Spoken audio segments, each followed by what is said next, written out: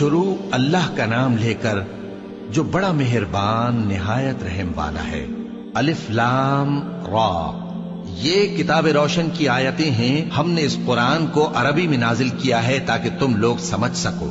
اے پیغمبر، ہم اس قرآن کے ذریعے سے جو ہم نے تمہاری طرف بھیجا ہے تمہیں ایک نہایت اچھا قصہ سناتے ہیں، اور تم اس سے پہلے بے خبر تھے۔ جب یوسف نے اپنے والد سے کہا کہ ابا، میں نے خواب میں 11 ستاروں اور سورج اور چاند کو دیکھا ہے، دیکھتا کیا ہوں کہ وہ مجھے سجدہ کر رہے ہیں۔ انہوں نے کہا کہ بیٹا، اپنے خواب کا ذکر اپنے بھائیوں سے نہ کرنا، نہیں تو وہ تمہارے حق میں کوئی چال چلیں گے۔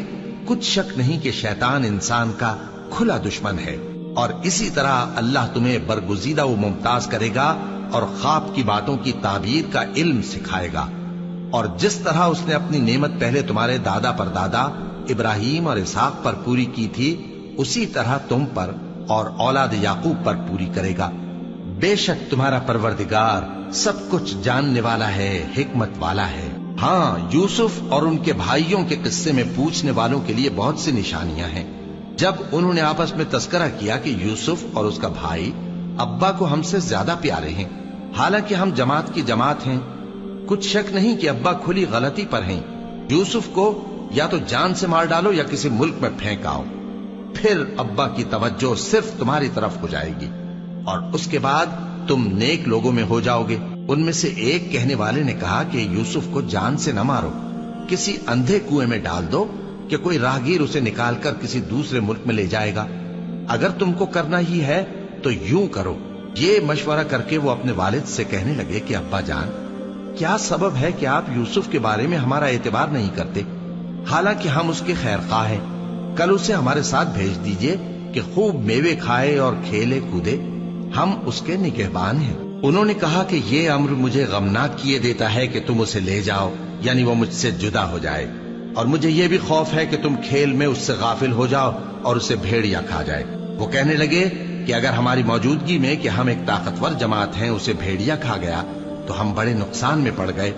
غرض جب وہ اس کو لے گئے اور اس بات پر اتفاق کر لیا کہ اس کو اندھے کنویں میں ڈال دیں، اور ہم نے یوسف کی طرف وحی بھیجی کہ ایک وقت ایسا آئے گا کہ تم انہیں ان کے اس سلوک سے آگاہ کرو گے، اور ان کو اس وحی کی کچھ خبر نہ ہوگی۔ اور یہ حرکت کر کے وہ رات کے وقت باپ کے پاس روتے ہوئے آئے، کہنے لگے کہ ابا جان، ہم تو دوڑنے اور ایک دوسرے سے آگے نکلنے میں مصروف ہو گئے اور یوسف کو اپنے اسباب کے پاس چھوڑ گئے تو اسے بھیڑیا کھا گیا، اور آپ ہماری بات کو گو ہم سچ ہی کہتے ہیں باور نہیں کریں گے۔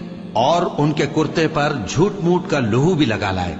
یعقوب نے کہا کہ یوں نہیں ہے، بلکہ تم اپنے دل سے یہ بات بنا لائے ہو۔